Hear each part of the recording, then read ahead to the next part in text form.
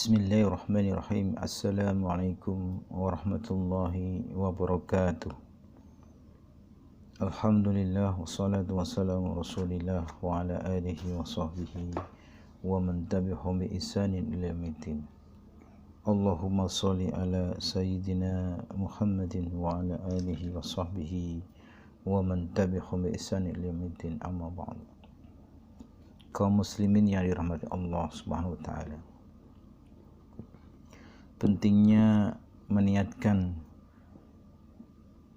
dalam setiap ibadah kita, meluruskan niat kita hanya karena Allah Subhanahu wa taala, semestinya menjadi bagian yang tidak terpisahkan dalam mengerjakan amal soleh kita dalam kehidupan sehari-hari kita. Diriwayatkan dari Umar bin Khattab radhiyallahu an, Rasulullah pernah bersabda, innamal a'malu binniyatin wa innamal likulli imrin ma nawa. Faman kana hijratuhu ila Allah wa rasulihi fa hijratuhu ila Allah wa rasulihi. Wa man kana hijratuhu lid-dunya yusibuha amri'atin yankihuha fa hijratuhu ila ma hajara ilaihi. Muttafaqun alaihi. Kaum muslimin yang dimuliakan Allah Subhanahu wa taala. Nabi kita yang mulia Nabi Muhammad SAW pernah bersabda, sesungguhnya sah atau tidaknya sesuatu amal tergantung pada niat.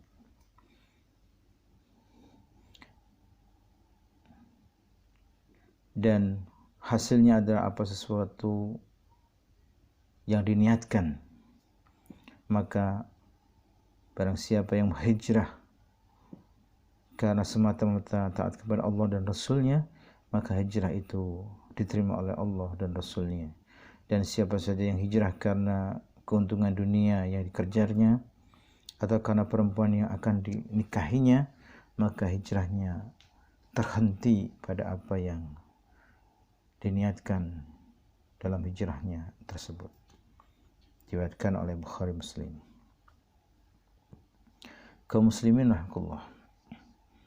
Oleh karena itu, dalam kehidupan kita sehari-hari ketika kita beribadah pada Allah, entah melalui salat, entah melalui sedekah, entah berjuang di jalan Allah dengan jihad fi sabilillah, atau amal-amal soleh yang lainnya seperti puasa, zakat, ibadah haji, dan lain sebagainya, semestinya niat dalam hati kita, dalam kalbu kita benar-benar mengharapkan ridho dan ampunan dari Allah Subhanahu wa taala, bukan yang lainnya.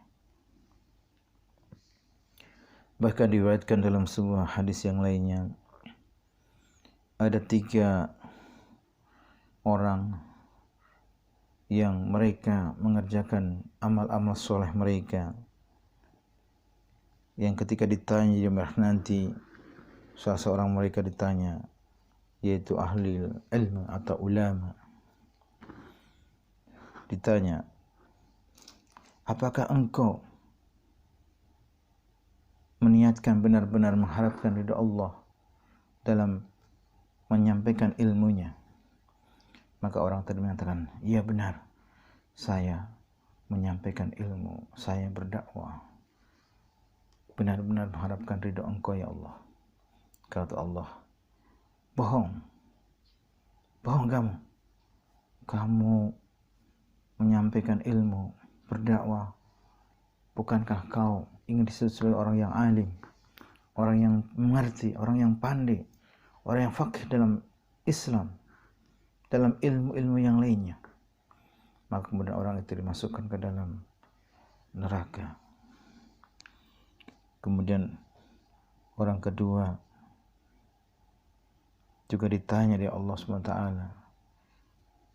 apakah engkau berjuang di jalan Allah, jihad fisabilillah, benar-benar mengharapkan niat yang lurus karena Allah? Kemudian orang tersebut mengatakan, iya betul, ya betul Allah, betul kami meniatkan untuk mendapatkan ridho dari engkau ya Allah. Kemudian Allah menyatakan, bohong, engkau berjuang, engkau berjihad di jalan Allah hanya karena kamu ingin sebagai seorang pemberani, seorang yang benar-benar kokoh perjuangannya, sehingga orang-orang kemudian menyebut engkau sebagai seorang pahlawan, seorang hero. Maka kemudian orang itu dimasukkan dalam neraka. Kemudian didatangkan lagi orang yang ketiga, orang yang bersedekah, orang yang gemar berinfak. Kemudian ditanya oleh Allah SWT, apakah benar kamu meniatkan ibadah, sedekah tersebut, infak tersebut benar-benar mengharapkan ridho dari Allah? Kemudian orang tersebut, iya, kamu berharap ridhomu.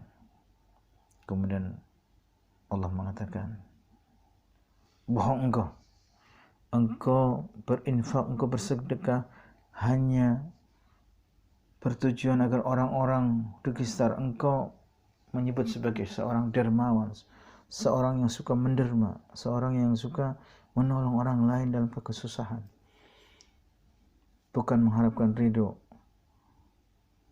Allah. Kemudian orang itu akhirnya dicampakkan ke dalam neraka. Kaum muslimin rahimakumullah, gambar ini memberikan ibrah bagi kita, memberikan penjelasan bagi kita bahwa semestinya dalam amal soleh kita benar-benar mengharapkan ridho dari Allah Subhanahu wa taala. Dan bahkan kalau kita lihat dalam hadis yang lain disebutkan bahwa amal-amal soleh kita, apalagi yang istimewa, itu bisa menjadikan tawasul atau wasilah kita untuk berdoa kepada Allah SWT. Kemudian Allah SWT berkenan menerima doa-doa kita. Ada sebuah riwayat dari hadis dalam kitab Riyadhus Shalihin, disebutkan bahwa ada 3 orang yang terjebak dalam sebuah gua. Kemudian mulut gua tersebut ternyata terdapat batu besar, sehingga ketiga orang tersebut tidak sanggup keluar dari gua, tidak sanggup meloloskan diri dari jebakan dalam gua tersebut, sehingga kemudian 3 orang tersebut akhirnya merenung untuk berdoa kepada Allah SWT, dan satu di antara orang tersebut kemudian memikirkan, merenungkan amal-amal yang sekiranya istimewa dan menjadi wasilah kemudian bisa menolong dengan doanya tersebut. Orang yang pertama kemudian memohon kepada Allah SWT dengan merenungkan atau memikirkan yang sekiranya menjadi amal istimewa.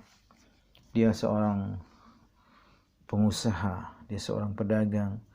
Suatu saat kemudian pengusaha ini akan memberikan gaji, akan memberikan upah kepada seorang pekerjanya. Tapi kemudian pekerjanya tersebut tidak urung datang mengambil upahnya, tidak kunjung mengambil gajinya. Dan kemudian uang tersebut oleh pengusaha tersebut akhirnya digunakan untuk berbisnis, untuk berusaha dengan usaha-usaha yang kemudian hasilnya untung dan mendapatkan laba yang cukup besar, sehingga kemudian itu diolah lagi kemudian menjadi usaha yang lebih besar, menjadi sebuah peternakan, menjadi sebuah usaha yang terus berlipat ganda, usahanya terus melebar. Dan akhirnya kemudian ternyata suatu saat orang yang pekerja tersebut datang kepada pengusaha tersebut. Jadi pengusaha tersebut akhirnya memberikan usaha ataupun hasil usaha dari usahanya dari uang ataupun gaji yang belum diambil pekerja tersebut, dan akhirnya begitu besar yang diterima oleh pekerja tersebut.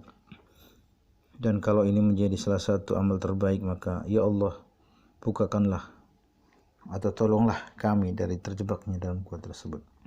Dan akhirnya kemudian batu itu bergeser, tapi kemudian ketiganya masih belum bisa keluar dari gua tersebut. Orang yang kedua kemudian bermohon kepada Allah SWT dan memikirkan amal yang sekiranya menjadi penolong dari kesusahan ini. Kemudian ada sebuah amalan yang menurut orang tersebut istimewa. Dia selalu memerahkan susu, air susu, dan diberikan kepada orang tuanya setiap hari. Dan suatu saat kemudian di tengah malam anak-anaknya mengharapkan air susu yang diperahnya tersebut, meskipun dengan menangis. Akhirnya kemudian orang tersebut tidak memberikannya, sebelum kemudian besoknya orang tuanya itu, ayah dan ibunya, kemudian meminum air susu yang diperahnya.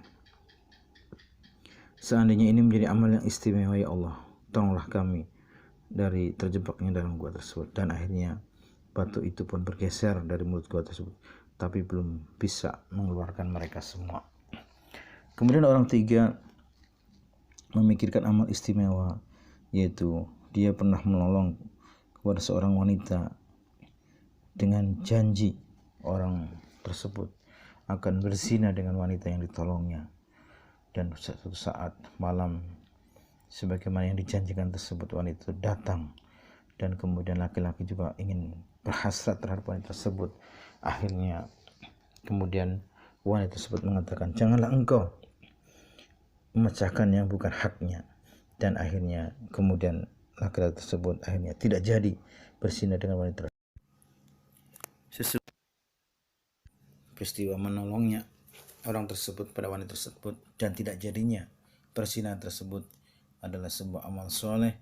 Maka ya Allah, jadikanlah ini menjadi wasilah untuk menolong kami dari terjebaknya dalam gua tersebut.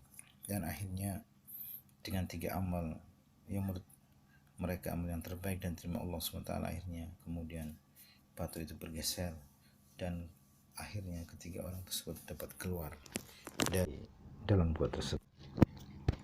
Kaum muslimin rahimakumullah, oleh karena itu penting bagi kita sekalian, hamba-hamba Allah, agar senantiasa meluruskan niat kita benar-benar hanya mendapatkan ridho dan ampunan dari Allah SWT.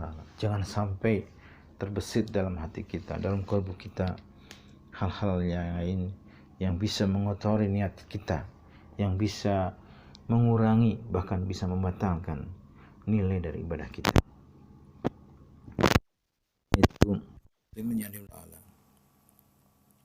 Kaum muslimin yang benar-benar mengharapkan ridho dan ampunan Allah, marilah amal soleh kita dalam setiap ibadah kita kepada Allah SWT benar-benar meluruskan, membersihkan niat-niat kita dari hal-hal duniawi dan benar-benar hanya mengharapkan ridho dari ampunan dari Allah SWT yang menciptakan kita, yang memberikan rahmat dan hidayah kepada kita sekalian. Dan semoga Allah SWT menjadikan kita hamba-hamba yang ikhlas, hamba-hamba yang hanya mengharapkan ridho dan ampunan dari Allah SWT, hamba-hamba yang benar-benar mengharapkan taufik dan hidayah dari Allah SWT, sehingga benar-benar selamat dunia dan akhirat. Assalamualaikum warahmatullahi wabarakatuh.